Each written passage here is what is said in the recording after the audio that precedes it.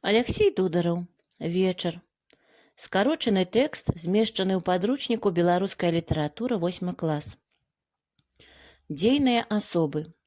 Мульцік 80 гадоў, Ганна 76 гадоў, Гастрыт 78 гадоў. Нашы дні ўсходняя Беларусь. Дзея першая. Вуліца сучаснай неперспектыўнай вёскі. Хата, яе фасад, пад вокнамі лавачка. Злева каля плота стары рыпучы журавель. На адным яго канцы ледзь пагойдваецца абшарпанае драўлянае вядро, на другім груз. Чаго тут толькі не панавешана? І шчарбатая шасцяронка ад камбайна, і доўгая мядзяная гільза ад снарада, і кавалак гусеніцы ад трактара, і нават ржавая прабітая каска. Калі набіраюць ваду, праз тружлівы рып жураўля чуваць перазвон гэтых жалезяк. У гэту хату сонца свеціць на ўсе вокны. Калі ўзыходзіць, сыпле промні праз лістоўе старога саду.